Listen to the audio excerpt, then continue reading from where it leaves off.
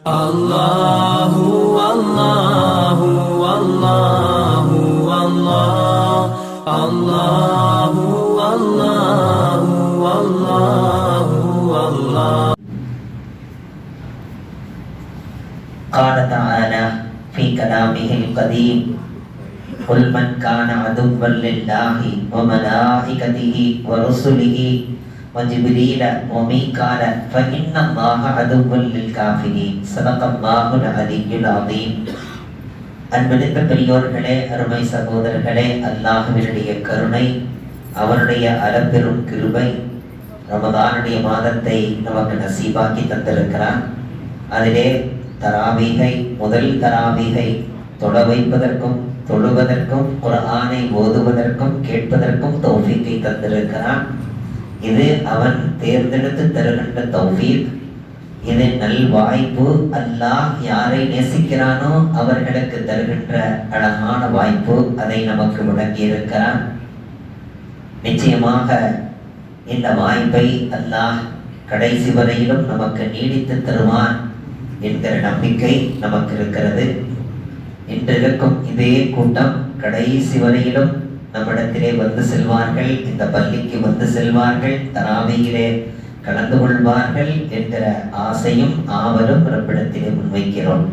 அல்லாஹ் கபூல் செய்தருள் புரிவானாக. அன்பறிந்த பெரியவர்களே, இன்று சூரத்துல் பக்ராவினுடைய ஒரு பகுதி ஓதப்பட்டிருக்கிறது. இன்ஷா அல்லாஹ் நாளைய தினம் சூரத்துல் பக்ரா முடிவடையும். மிக நீண்ட சூறாவே சூரத்துல் பக்ரா தான். இந்த நீண்ட சூறாவிலே அனைத்துமே பல மணி நேரங்கள் நாம் பேச வேண்டிய, அறிந்து கொள்ள வேண்டிய செய்திகள் தான். ஆனால் அதிலே ஒரே ஒரு ஆயத்தை மட்டும் இன்று உங்களுக்கு நினைவுபடுத்துகிறேன்.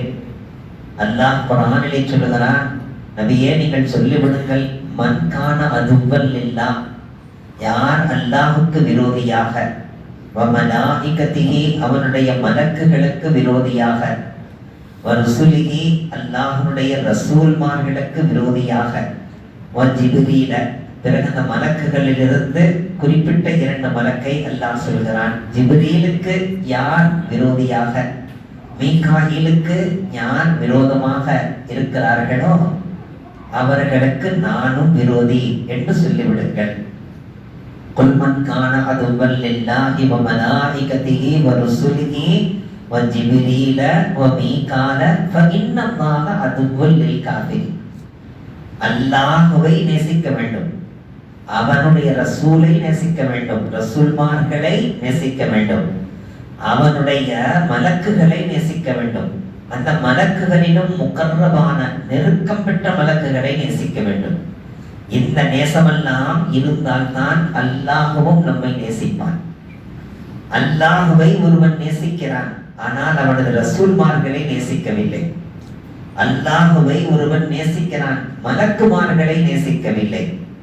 அல்லாஹ்வை ஒருவன் நேசிக்கிறான், அல்லாஹ்வின் நேசர்களை ஒருவன் வெறுக்கிறான் என்றால் அல்லாஹ்வும் அவனோடு விரோதம் காட்டுகிறான், அல்லாஹ்வும் அவனை விரோதிக்கிறான் என்று நபியே நீங்கள் சொல்லிவிடுங்கள் என்று இந்த ஆயத். என்ன காரணம், எதற்காக இந்த ஆயத் இறங்கியது? நபி அவர்களிடத்திலே யூதர்களின் ஒரு குழு வந்தார்கள். வந்தவர்கள் சொன்னார்கள், நாங்கள் சில கேள்விகளை கேட்போம், அதற்கு நீங்கள் பதில் தந்தால் நாங்கள் நிச்சயமாக உங்களை ஈமான் கொள்வோம். நபி அவர்கள் திரும்ப கேட்டார்கள், நீங்கள் அல்லாஹ்வை முன்வைத்து தானே சொல்கிறீர்கள், நீங்கள் கேட்கிற கேள்விகளுக்கெல்லாம் நான் பதில் தருவேன், ஆனால் ஈமான் கொள்ள வேண்டும். திரும்ப திரும்ப கேட்டார், ஈமான் கொள்ள வேண்டும், ஈமான் கொள்வீர்களா? சரி கேளுங்கள். உடனே கேட்க தொடங்கினார். தௌராத் வேதத்திலே கடைசி நபி சம்பந்தமாக ஒரு அத்தாட்சி இருக்கிறது, அது என்னவென்று உங்களுக்கு தெரியுமா என்று கேட்டார். உடனே நபிகள் சொன்னார்கள், கடைசி நபி காத்தமுன் நபி, அவர் உறங்கினால் கண்கள் உறங்கும், கல்பு உறங்காது. அல்லாஹ் அந்த தௌஃபீக்கை எனக்கு தந்திருக்கிறார். இதை நீங்கள் ஏற்கிறீர்களா? தௌராத்திலே இருக்கிறதா என்று கேட்டார். ஏனென்றால் நபி அவர்களுக்கு படிக்க தெரியாது, எழுத தெரியாது. தௌராத்தில் உள்ள செய்தியை சொன்னார்கள். ஆமா, நாங்கள் ஏற்கிறோம், உண்மையாக நீங்கள் சொல்லிவிட்டீர்கள். சரி, அடுத்த கேள்வியை கேளுங்கள். யாக்கூப் அலைஹிஸ்ஸலாத்து வஸ்ஸலாம் அவர்கள் தங்களின் மீது எதை ஹராமாக்கி கொண்டார்கள், ஏன் ஹராமாக்கி கொண்டார்கள்? உடனே நபி அவர்கள் சொன்னார்கள், அவர்களுக்கு கடுமையான ஒரு நோய் ஏற்பட்டிருந்தது. அந்த நோய் சுகமாகவில்லை. அது சுகமாகிவிட்டால் தன் வாழ்நாளிலே முழுக்க முழுக்க எது ரொம்ப பிரியமாக நான் சாப்பிடுவேனோ அதை நான் ஹராமாக்கிக் கொள்கிறேன் என்றுதான் அவர் அங்கே நேர்ச்சை செய்தார். பிறகு நோய் சுகமானது. எனவே விரும்பி சாப்பிடக்கூடிய அந்த ஒட்டக இறைச்சியையும் அதன் பாலையும் தன் மீது ஹராமாக்கி கொண்டார். இது இருக்கிறதா இல்லையா, இது உண்மையா இல்லையா என்று கேட்டார்கள். ஆமாம், உண்மையாக இருக்கிறது, நீங்கள் சொன்னதெல்லாம் சரிதான். அடுத்த கேள்வியை கேளுங்கள். ஒரு ஆணும் பெண்ணும் ஜாயிஸான முறையிலே அவர்கள் ஹம்பிஸ்திரி அவர்கள் ஒன்று கூடுகின்ற போது ஒன்று கணவனின் முகத்திலே குழந்தை பிறக்கிறது அல்லது பெண்ணின் உருவத்திலே குழந்தை பிறக்கிறது. இது எப்படி என்று கேட்டார். உடனே நபி அவர்கள் சொன்னார்கள், இருவருடைய சக்தி துளிகளும் ரப்பனுடைய ஏற்பாட்டிலே அங்கே கருவறைக்கு செல்லும் போது எது முந்திக் கொள்கிறதோ அந்த உருவத்திலே அல்லாஹ் படைக்கிறான். பிறகு நபி அவர்கள் சொன்னார்கள், இன்னொன்றையும் தெரிந்து கொள்ளுங்கள், ஆணினுடைய சக்தி துளி கொண்டு அந்த குழந்தையின் எலும்புகள் எல்லாம் உருவாக்கப்படும்.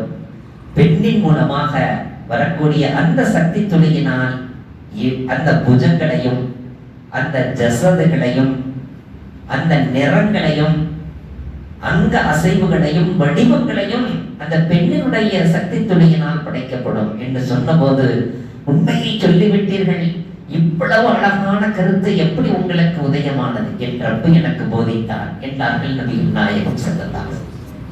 பிறகு அடுத்த கேள்வி கேளுங்கள் என்று கேட்டபோது உடனே அவர்கள் கேட்டார்கள், நான் கியாம நாளையிலே அல்லாஹ் நமக்கு என்ன முதல் உணவை தருவான் என்று கேட்டார்கள். உடனே நபி அவர்கள் சொன்னார்கள், யௌம துபத்தலுல் அர்து கைரல் அர்தி, அல்லாஹ் குர்ஆனிலே சொல்லுகிறான், இந்த பூமியை ரொட்டி போன்று நான் தட்டி விடுவேன், வேறொரு பூமியாக மாற்றி அந்த பூமியில் தான் ஹஷரை ஏற்படுத்துவேன். மஹ்ஷர் அங்கேதான் நிற்கும். இந்த பூமி ரொட்டியாக தட்டப்பட்டு விடும். அந்த ரொட்டியை அல்லாஹ் எல்லோருக்கும் உணவாக தருவான். மாட்டு இறைச்சி தரப்படும். அதே போன்ற ஒரு மீனினுடைய அந்த உள்ள இருக்கக்கூடிய ஈரலை அல்லாஹ் மிக அழகாக செய்து தருவான்.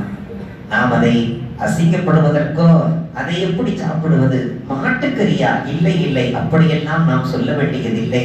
காரணம், அல்லாஹ் தருகின்ற விருந்து அது எப்படி இருக்கும், அது எந்த நிலையில் அது தயாரிக்கப்பட்டிருக்கும், அல்லாஹ் ஒருவனே அறிவான். இதை சொன்ன மாத்திரத்தில் எவ்வளவு சரியாக சொல்கிறீர்களே, இதுவெல்லாம் உங்களுக்கு யார் சொல்லி தந்தது என்று கேட்டார். உடனே நபிகள் சொன்னார்கள், அல்லாஹ் எனக்கு அவ்வப்பொழுது வகை அனுப்பி வைக்கிறான் என்றார். வகையா? அந்த வகையை யார் கொண்டு வருவது என்று கேட்டார். அந்த வகையை யார் கொண்டு வருவது என்று கேட்டபோது நபிகள் சொன்னார்கள், பாபா ஆதம் அலைஹிஸ்ஸலாத்து வஸ்ஸலாம் அவர்களிலிருந்து ஹஜ்ரத் ஈசா அலைஹிஸ்ஸலாத்து வஸ்ஸலாம் அவர்கள் வரை எந்த ஒரு மலக்கு கொண்டு வந்தாரோ அதே மலக்கு தான் எனக்கும் செய்தி கொண்டு வருகிறார். அந்த மலக்கு யாரு என்று கேட்டார். அவர்தான் ஜிப்ரீல். ஜிப்ரீலா? அவர்தான் எங்களது குடும்பங்களை எல்லாம் நாசமாக்கியவர். அவர்தான் எங்களது மூதாதையர்களை எல்லாம் கொன்று குவித்தவர். எங்களுடைய மூதாதையர்களின் ஊர்களை எல்லாம் நாசமாக்கியவர் அவர்தான். அல்லாஹ்விடமிருந்து தண்டனையை கொண்டு வரக்கூடியவர் அவர்தானே. அவர் எங்களுக்கு விரோதி. அவரை நாங்கள் விரோதிக்கிறோம். அவரை நாங்கள் நேசிக்கவே மாட்டோம். நீங்கள் மட்டும் மீகாயில் என்று சொல்லி இருந்தால் நாங்கள் இப்பொழுதே ஈமான் கொண்டிருப்போம். ஏனென்றால் மீகாயில் மழகி கொண்டு வருகிறார், அவர் ரஹ்மத்தை கொண்டு வருகிறார். மீகாயில் என்று சொல்லி இருக்க மாட்டீங்களா? மீகாயில் சொல்லாம போயிட்டீங்களே, அதனால உங்களை நாங்க ஈமான் கொள்ள முடியாது, நாங்க போயிட்டு வர்றோம். ஆக மொத்தத்தில் ஈமான் கொள்ளுகின்ற எண்ணமே இல்லை. வெறும் குருட்டு கேள்விகளை கேட்டு அதற்கு ஜவாபை வாங்கலாம் என்று வந்தவர்கள், ஜவாபு சொல்ல முடியாமல் திகைத்து போய்விட்டார் என்று ஊரெல்லாம் பரத்தி விடலாம் என்று வந்தவர்கள். நபி அவர்கள் அனைத்துக்கும் பதில் சொல்லி அல்லாஹ் ஆயத்தை இறக்கினான், இவர்கள் ஈமான் கொள்ள மாட்டார்கள். இவர்கள் எப்படி அல்லாஹுக்கு விரோதமாக, எப்படி இவர்கள் மலக்குகளுக்கு விரோதமாக, அந்த மலக்குகளிலும் ஜிப்ரீலை இவர்கள் விரோதிக்கிறார்களோ, என்னுடைய ரசூலை எப்படி இவர்கள் விரோதிக்கிறார்களோ, அதே போன்று அவர்களையும் நான் விரோதிக்கிறேன். ஃபஇன்னல்லாஹ அதுவ்வுல் லில் காஃபிரீன் என்கிற ஆயத்தை இறக்கியது கிதாபிலே பார்க்கிறோம். அல்லாஹ் ஜல்ல ஷானுஹு வ தஆலா உலகம் முழுக்க எல்லா இடங்களிலேயும் மலக்குகளை அல்லாஹ் வைத்திருக்கிறார். அந்த மலக்குகள் நமது கண்களுக்கு தெரிய மாட்டார்கள். ஏன்? அல்லாஹ்வுடைய நல்லடியார்கள் என்கிற ஒரு பிரிவினர் இருக்கிறார்கள். அவர்கள் மலக்குகள் அல்ல, அல்லாஹ்வுடைய ஹுதாக்கே பந்தே என்று ஒரு கூட்டம் இருக்கிறார்கள். அவர்கள் கண்களுக்கு தெரிய மாட்டார்கள். நாம் எங்கேனும் செல்கிறோம், அங்கே நமக்கு எந்த பாதுகாப்பும் இல்லை என்று நாம் உணர்கிறோம் என்றால் சத்தமிட்டு, அல்லாஹ்வின் நேசத்திற்குரிய நல்லடியார்களே, நீங்கள் எந்த பொறுப்பில் இங்கே இருக்கிறீர்கள்? எவரையும் இங்கே எங்களுக்கு காணவில்லை. இந்த இடத்தில் நாங்கள் இருக்க வேண்டி இருக்கிறது. எனக்கும் என் குடும்பத்தார்களுக்கும் என் உடைமைகளுக்கும் என்னுடைய மானத்துக்கும் மரியாதைக்கும் நீங்கள் எல்லாம் பாதுகாப்பு தாருங்கள். அல்லாஹ்வை முன்வைத்து உங்களை நான் அழைக்கிறேன். ஜிப்ரீலே வந்துடுங்கள், மீகாயிலே வந்துடுங்கள், இஸ்ராஃபீலே வந்துடுங்கள், இஸ்ராஈலே வந்துடுங்கள். மலக்குகள், முகர்ரபீனான மலக்குகள், அவர்களை பெயர்களை எல்லாம் சொல்லி, நான் இங்கே தனிமையில் இருக்கிறேன், அல்லது என் குடும்பத்தோடு இருக்கிறேன், விஷ ஜந்துகள் இருப்பதாக கேள்விப்படுகிறேன், வனவிலங்குகள் இருப்பதாக கேள்விப்படுகிறேன், நீங்கள் எல்லாம் அல்லாஹ்வை முன்னிறுத்தி எங்களுக்கு பாதுகாப்பு கொடுங்கள் என்று சத்தமிட்டு சொல்லிவிட்டால் ஒரு சின்ன பூச்சி புழு கூட பக்கத்தில் நெருங்காது. அல்லாஹ் தன் தரப்பிலே பாதுகாப்பை தந்து விடுவான், அவர்களுக்கு உத்தரவிடுவான். அலாலஹுல் ஹல்கு வல் அம்ர், நான் தான் படைத்தேன், நான் தான் உத்தரவிடுகிறேன், அந்த உத்தரவு தான் நடக்கும், எனவே நீங்கள் கவலைப்பட வேண்டாம் என்று முழுக்க முழுக்க அங்கே பாதுகாப்பு வலயம் உண்டாகி விடுவான். இப்படியெல்லாம் மறைந்த ரகசியங்கள் உண்டு. அதையெல்லாம் நாம் தெரிந்து கொள்ள வேண்டும். வல்ல ரஹ்மான் அமல் செய்யும் பாக்கியத்தை நம் அனைவருக்கும் தந்தல்வானாக. அல்லாஹ்வின் மீது நேசம் கொண்டிருக்க வேண்டும், ரசூல்மார்களின் மீது நேசம் கொள்ள வேண்டும், அவனது மலக்குமார்களின் மீது நேசம் கொள்ள வேண்டும். எனவே தான் நபியவர்கள் சொன்னார்கள், 2 சலாம் தொழுகையிலே முதல் சலாம் அஸ்ஸலாமு அலைக்கும் வரஹ்மத்துல்லாஹ் என்று சொல்லும் போது மலக்குகள், ரசூல்மார்கள் அனைவரையும் நியத்திலே கொள்ள வேண்டுமா.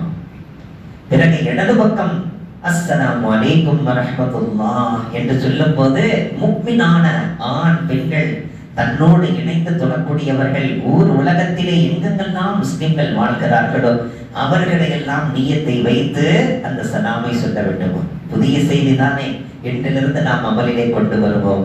அல்லாஹ் அந்த அருள் பாக்கியத்தை நம் அனைவருக்கும்